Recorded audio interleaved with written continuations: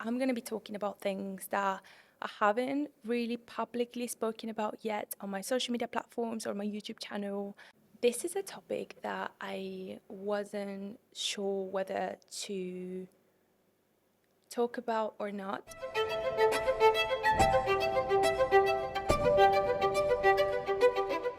Hi, everyone, and welcome to the One Way Ticket podcast. In today's episode, I would like to talk about what happens when your trips don't go as planned or when, unfortunately, let's just say that things happen, okay? This is a topic that I wasn't sure whether to talk about or not, just because I have noticed that when you talk about things like this within the travel community, so when you share your stories, sometimes bad stories, like when you've had a bad experience somewhere, when you've had, let's just say, unforeseen circumstances when you're traveling, and you share this with your friends that are also travelers, it's usually fine and it's kind of comforting when you share these stories with, fellow travelers, because most of the times they've had similar experiences, or because they're so well traveled, they're not going to judge you, they're not going to judge the country or the situation, okay?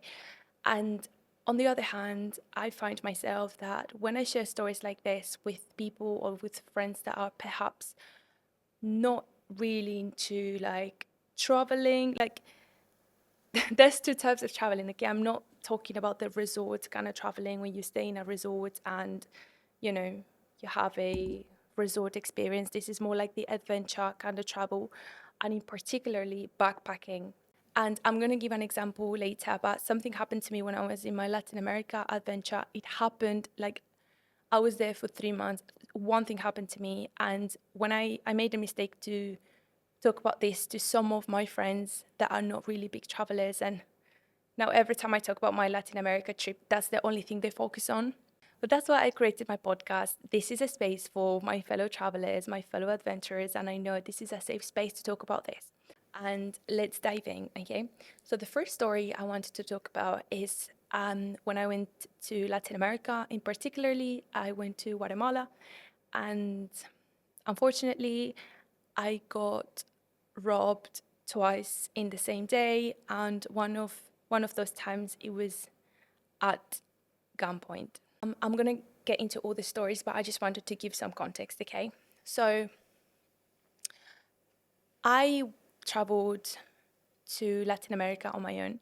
My trip was a backpacking trip throughout Central America, South and Central America. And my trip started in the beautiful country of Colombia. I was planning to backpack from Colombia all the way up to, I had only planned to go to Honduras, so visit every single country and finish in Honduras. What happened was that when I was there, so I had my time in Colombia, then from Colombia, I did Panama. Again, perfect, had an amazing experience. From Panama, I went to Costa Rica, which, again, beautiful experience. Costa Rica, I went to Nicaragua. From Nicaragua, I went to El Salvador.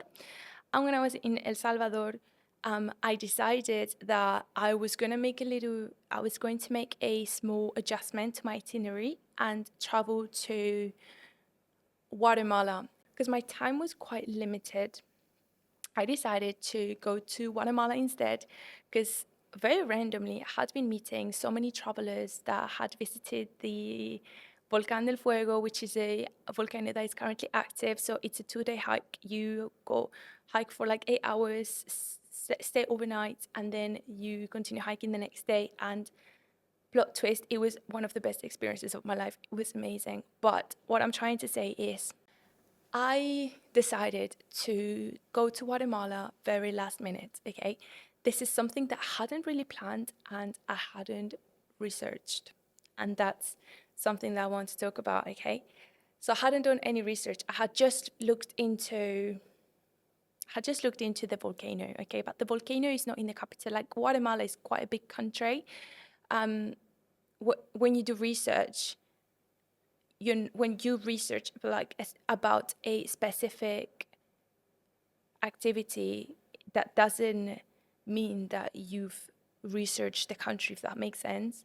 So, and that applies with any country in the world. Like the experience that you have in an island or in a place can be different from the experience you have somewhere else. Okay. So, back to Guatemala. Remember, I hadn't done much research. I want to say like 2 or 3 weeks before I was meant to fly back home. So I went to Guatemala and as I said, I had done all the research about the volcano and I was very excited about that. So when you arrive to Guatemala, you're most likely gonna arrive to the capital, Guatemala City, okay? And that's where I arrived. So I was like, me being me, I was like, I'm just gonna stay here for a couple of nights, just because my plan was to go to Antigua, which is a very beautiful town in Guatemala. But what happened that I had arrived to Guatemala really late, and I always say avoid traveling at nighttime. I got to Guatemala City. This is the evening, okay? I go straight to my hostel and I sleep as usual. And this is a family-run hostel. It's not a big name. If you've backpacked before, you know that in South America and in Asia, in Southeast Asia, there are a couple of really big chains. I'm talking about Viajero, you have Selena hostels, like there's a couple of big international names. I decided to stay in a small family-run hostel that was the location was very convenient. It was right in the city center. That night, I went to bed. I woke up at 3 a.m., being like extremely terrified and extremely scared. I had a nightmare. Okay, so I woke up from a nightmare. I was so confused, so confused. My body was confused. I was like, where am I? It took me a couple of minutes to realize what I was, to realize that I was in Guatemala City, that I was in a hostel in a room. Okay, I've never had that feeling before. That's never happened to me before.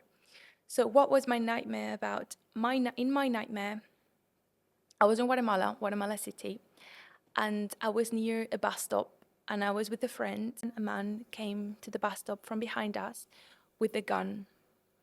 And I just remember it being very terrifying, but that was not the only thing I dreamed about. So I had that dream at the bus stop with a gun, and it was terrifying. I was crying. I was like so I'm Spanish, so I was like trying to ask for help in Spanish. And then, very strange, but from that dream, I kind of moved onto my next dream, which was, well, from a nightmare to another nightmare. So from that bus stop, I think what happened in my dream was that I think I ran away from it and then I ended up going home. Okay. So I went home. Again, this is in my dream, guys. I went home and in my home, when I was home, I was crying and I was hugging my sister and the house was on fire. Okay. It was everything around us was on fire.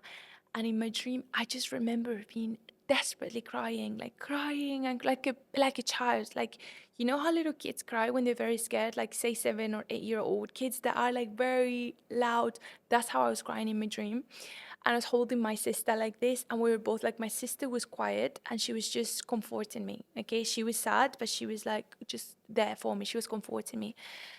And I woke up at 3 a.m. in Guatemala. I look at my phone. As I said, I felt a bit confused for a couple of minutes. Look at my phone. It's 3 a.m. I'm like, this is very creepy. I was very terrified and I was like breathing. I had some water. And I did what I always do when I'm scared or when I'm terrified or when I'm anxious. And is that I pray. Okay. If you're not a believer, if you don't believe in God, then sorry. But that's what I always do. I pray and just pray to God. I was like, God, what was that about? Like, please, I pray that you protect me, that no evil weapon formed against me shall prosper. And yeah, just did some prayers. And I remember after praying, I felt good. It's funny because, again, I had a feeling that I've never had before. After praying, I had the feeling of, don't worry, you will be fine. And I was like, what do you mean I'll be fine? And this is strange, but I went back to bed. And it's funny because this was 3 a.m. So my alarm, I think it was at 7 a.m. the next day, woke up and I was so relieved. Like I woke up, I was in peace. And I woke up with the gut feeling telling me, you will be fine. Anyway, now Guatemala, I'm in a hostel, I'm having breakfast, and I meet a girl, very lovely girl, American, and I meet another guy as well. And I think I had my laptop when I was working, and I think she approached me and she was like, "Are you also working?" Like, nice. I think someone recommended us a co-work in Guatemala City in the capital. Really nice co-work, by the way. So we both kind of agreed to like finish eating our breakfast and then maybe go to the co-work for a couple of hours and get work done, and then maybe like grab some lunch and maybe like, I don't know, go for coffee, like things that you do when you're traveling and you've just met someone. So me and this girl decided to spend the day together. We went to the co-work, we did everything right. We work, we had so much fun, felt very productive, and now it's lunchtime. So it's lunchtime. We decide to. There's no really restaurant in the co-work. They only had like, the typical coffee shop that some co-works have, but that's not the kind of food that we wanted. So, we close our laptops, we take our stuff with us, and I think we googled nearby places where we could get lunch from.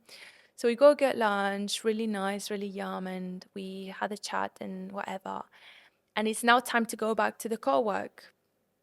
So we're both like, I remember it so vividly in my head. We exited the restaurant and we were walking towards the co-work and we were laughing. I can't remember, but I just remember we were like looking at each other, like laughing at something, like just being present and. And out of nowhere, literally, guys, out of nowhere, a man. So, for context, it happened. It was a street and it had a road in the middle, and the street was really long, okay? And it had cars.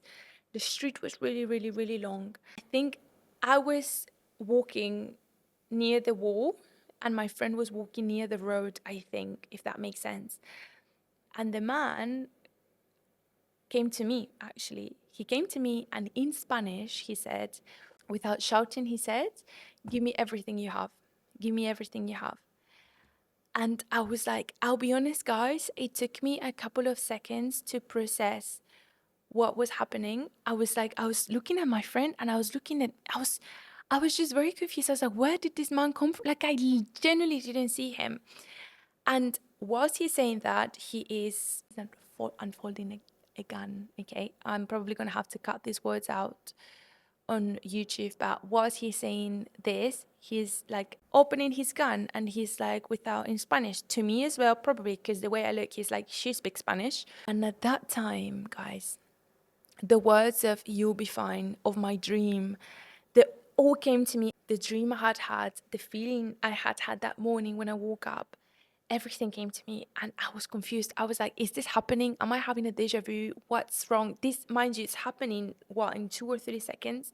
And till this day, I really don't know who gave me the confidence, okay? But I look at him, I look at my friend, I see my friend is terrified. She's like, no. And I scream, no, to him. And I turn around. My friend was near me and I'm like, run. And we start running away and I start screaming in Spanish. I'm like, help, help, help, help, in Spanish, obviously.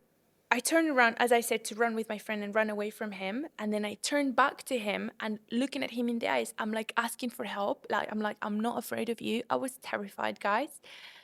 And the man looks at me, goes silent, completely silent. He looks at me. He gives like a step backwards, like scared. Looks at me, goes backwards, puts his head down and goes back with his friend. So his friend was waiting for him on the road in a scooter, literally runs away from me. And I was like, what did just happen? That man could have killed me. Like, he could have even just hit me in the head with the gun. He would have shot me. The man saw us. I think he had been following us. And he saw us leaving the co-work because he knew we were both carrying like our bags with our laptops. And he knew because he was like, give me like what you have in your bags. He knew. And I felt like he had been following us. I generally don't know where I got the confidence from, but now I know it's God, because when I prayed and God said, "You will be fine, you will be fine," and really the fact that the man looked at me almost scared and left, his attitude completely changed. when he was approaching me with the gun, he seemed very confident. He was like without, and the way he was speaking, I still remember it till this day. Anyway, me and my friend, after that happened, all the locals came and they were like, what happened? I was like, that man just pointed with a gun. He tried to rob us. I'm like, oh my God, I'm so sorry, ladies. And a very lovely man ordered us an Uber to our hostel, back to our hostel. And oh my God, this is another terrible thing. But we went to the hostel and we told the man what had happened. And we were like, shall we tell the police? What shall we? Because he technically didn't take anything from us. But I don't know. Maybe is that something? Because in Europe, even if, well, where I'm from, in the UK and in Spain, even if they didn't take anything from you, you would call the police just to alert that there is someone in the area doing things like that. But I said this to the receptionist, and I would never forget how the receptionist looked at me as if I was stupid. He was like, not here, not in Guatemala City. And I was like, okay, all right. So anyway, me and my friends were feeling very anxious about that, but we kind of managed to like calm down a little bit, okay? So we went to the hostel, we spoke to the man, to the receptionist, we leave our laptops, we leave our stuff, and I just had this feeling, again, my gut feeling telling me just take your laptop with you because you don't know if you're gonna hashtag workaholic. My intuition was like, you don't know if you're gonna get any urgent task to, and like something urgent that our client needs and stuff. So, and with the time difference, I was like, yeah, I just need to make sure like I'm on it. So I was like, I'm just gonna take my laptop with me. So went to the hostel, got our stuff. I think we changed our clothes. We took our stuff, left what we didn't need, and took what we needed. And we left, and we were joined by another guy, like really lovely guy from Chile. He joined us, and we went out together. We come back to the hostel. I go to my backpack, and I'm like, what is my backpack cut? Like, why are my lockers on the floor? As I'm saying this, my friend, the guy from Chile, he's like, where are my cameras? And I'm checking my stuff, and I'm like, I'm missing cards. Like, I'm missing all my credit cards. What the hell is happening? And long story short, we got robbed. Literally 2 hours or so after being robbed or attempted to be robbed in the streets, we got robbed in our own hostel. Thank God, thank you, Jesus. I had my laptop with me, my MacBook, because that's what they were looking for. This is where I lose it completely. Like I lost my mind here. And I started crying and crying and crying. And I went directly to the receptionist and I was like, we've been robbed. And show us the cameras, because there's a camera just outside the room. It's like, show me the cameras right now. Who was in the room literally an hour or two ago? Because in that room, it was myself, it was the guy from Chile that also got robbed, and it was the girl that was with me, and there was two other people. So I was like, it was either a cleaner or a member of staff, or it was one of those two guys that were in the room with us. And he was like, no, the cameras don't work. I'm not allowed to give them to you. Like he was acting very shady. And I was like, do you know what? I came to you earlier telling you the horrible experience we had, and your experience was a bit like, I don't care. And now you're saying this to me. I started crying and crying. And this is the dream that I had. I had been robbed in my own house. So in my dream, the second dream, it was a house on fire, if you remember, and my sister was hugging me. So this was the hostel, my house at the time. It was on fire. I was crying, and the person that I hugged was my friend that also had been robbed. But because she's a little bit older than me, she kept a little bit more calm. She was very anxious, more anxious than me, by the way. But she was the way she reacted to it. She was just like unbelievable, because she wasn't robbed in the hostel either. So I was crying and she was hugging me. She was like, I'm going to take you out from here. I'm going to take you somewhere else. And yeah, that's what happened. And I remember being like, can you call the police, to the guy and the receptionist? And he refused to call the police, guys. And it's just, I didn't have any energy left in me. I was like, I just want to leave this place. So me and my friends, like, we all left. We booked like another place, like a private room somewhere else. And I remember that night being terrified. Like every time there was a noise outside or in the door, like, I don't know, it was like the wind or a dog or whatever, I was like, I was walking up like this, and I was, no, please don't do anything. Like I had like night fears, like panic attacks that night, and it's one of the most terrifying things I've ever experienced.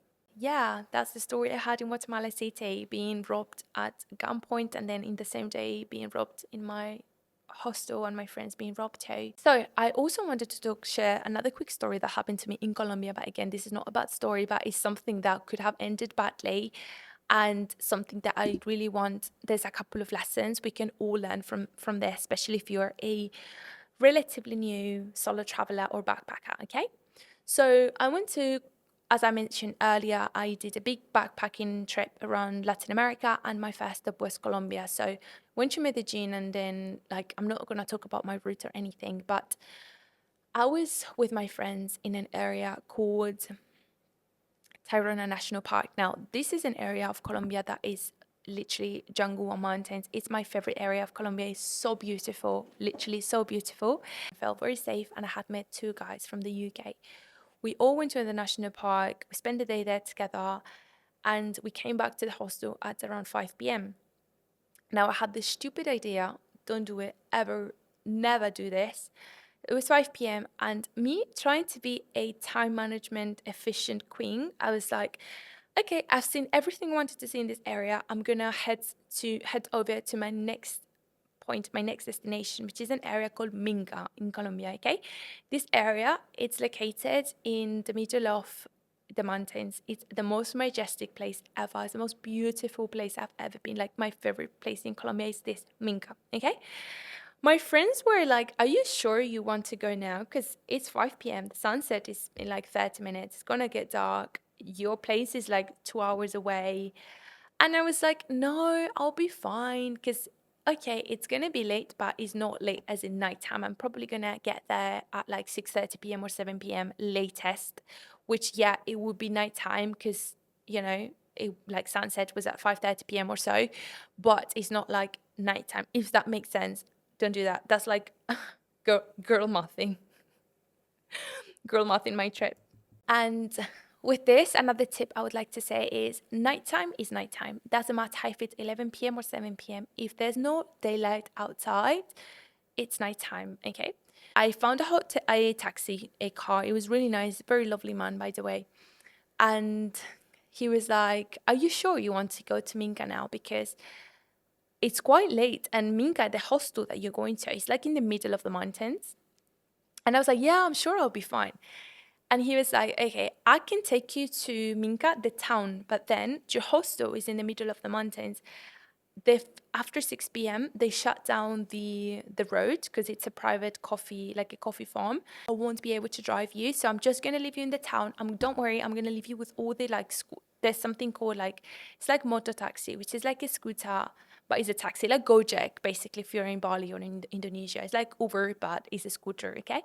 So he was like, I'm just gonna leave you where all those are, and then one of them will just take you to your hostel. And I was like, perfect, that works for me. I was just delaying this trip. I was like, oh, can we stop in the supermarket? I just need to get some shampoo and conditioner. Oh, can we stop in the shop? I just want to get some dinner. Oh, can we do this? I was like delaying that trip for no reason. So the time comes up and we arrive, we get there, and the man, very lovely, he's like, anyway, I'm just gonna leave you here as we agreed, and one of these lovely men will take you to your hostel. I'm like, thank you so much. Now, leaves me with the second man that is someone that owns, like, as I said, it's like a taxi, but it's a scooter. And he's like, okay, I'm gonna take you up, but because it's after 6 p.m., your hostel is inside a coffee farm, which means that I can't actually, they won't actually let me go with my scooter. So I'm just gonna leave you at the gate, and then you just have to walk for like 10 minutes. And I was like, yeah, absolutely. He's like, are you sure? And I was like, yes, I'm happy. Let's do this. This lovely man, very lovely man, starts taking me, and remember, this is the mountain now, and I'm having a look around me, and I'm like, it's pitch black, okay? Pitch black. I don't know what was I thinking in my mind. Maybe I was thinking there will be lights outside, or there will be a pavement where you can, I don't know what was I thinking. But I'm in the scooter with this man, and I'm like, damn, like it's pitch black. Like, how am I supposed to walk 10 minutes? Guys, it was, imagine a mountain literally with trees and like sandy, like a sandy road, not sandy, like muddy, because it was rainy season as well. So imagine everything muddy and you're just in the scooter and there's like trees, and then just heading up in a mountain, and it's pitch black because there's no lights, there's nothing, it's nature. And I can hear crickets, I can hear things moving between the trees. And then I look right on my right, and what do I see? I see a I see a lynx. If you don't know what a lynx is, it's like a mini jaguar. Would you say it's like between a jaguar and a cat, right? Is that how would you say? It's like a big cat, but they're not cats. They literally eat meat. They eat. I'm pretty sure they eat humans. And I see one, and I'm like, there is a lynx there. And the driver saw it. He's like, yeah, I saw it. And it wasn't a big lynx, it was a baby lynx. I was like, if there is a baby lynx here, there's a mama hunting somewhere. And immediately I I I was like holding the driver, and I'm like, you're not gonna leave me here, are you? He's like, well, I told you, but you insisted that you wanted to go up. And I was like, yeah, but I didn't know it was like this. I didn't know it was pitch black. I didn't know it was gonna be scary like this. Like I didn't know. And there's a lynx. And he's like, yeah, but I told you. And I started crying. I was like, no, you can't leave me here. And no, I'm scared and I want to go back home, and I'm not gonna walk. Like, guys, imagine pitch black in the mountains, and you've seen a lynx, and it's rainy season, and you're in Colombia, which means there's snakes. And I was like, no, I don't want to be here. Please, no. Like, really don't want to be here. And this man, bless him, he was an angel sent from God. He felt bad. Probably, maybe he had a daughter. And he was like, okay, darling, I'm going to walk with you. Okay. And I'm like, thank you, God bless you. Not only he walked with me, but he took my backpack with me. So, yeah, long story short. And we're walking, and he's like, it's only like 5 minutes, 5 or 10 minutes from here. And we're walking, 10 minutes, 15 minutes, 20 minutes. And I tell the man, where are we? And guys, mind you, this is pitch black. We're literally just using the torch on our iPhones to like find like the way. It's all, imagine this, it's literally a mountain, and it's nighttime, it's pitch black, and you can hear things in between the trees. I remember the floor was kind of slippery. It was muddy, and I fell over in a hole. Like, there's literally a hole. I literally fell there, and I was like crying. I lost it completely. I was like, I'm gonna die tonight. Like, a snake is gonna eat me. And I started crying, and I was like, we're lost. He's like, no, no, no, no, no. And I was like, where are we? He's like, I'm gonna be honest with you. I don't know where we are. I thought this was the way, but it's not. And I was like, crying even more. I was like, we're lost, and we're in the jungle in Colombia, and it's rainy season, and we're literally gonna die here. Like, we're gonna die. And I'm crying, and he's like, don't cry, I'm gonna get you out. I'm gonna get you out of here. I'm gonna get you, I promise. He's like, I promise I'm gonna get you out of here. And I pray again. I did what I always do in situations like this. And I'm like, God, please guide us. God, help us. Please, God, God, God. And we both, long story short, we started asking for help in Spanish. We're like, again, ayuda, ayuda, ayuda. And then out of nowhere, oh, a lovely man and a woman, they were actually farmers, and they had a little house. They come outside, and they were like, what happened? Did anyone like do something to you? Why are you guys so like, you looked very like stressed, and yeah, like you looked very upset.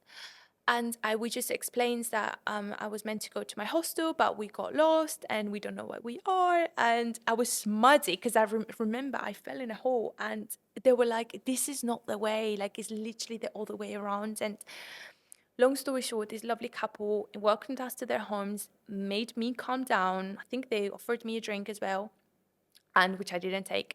And what they had to do is their husband had to take my driver back to the scooter so he could go back home, then come back and then take me to my hostel like a child. Like, he literally had to from my hand, take me to my hostel and leave me at the door and be like, he literally had to speak to my receptionist and explain what happened to me. He was like, I just found her and her driver like lost in the middle of the mountains. I'm really not sure what's happened, but yeah.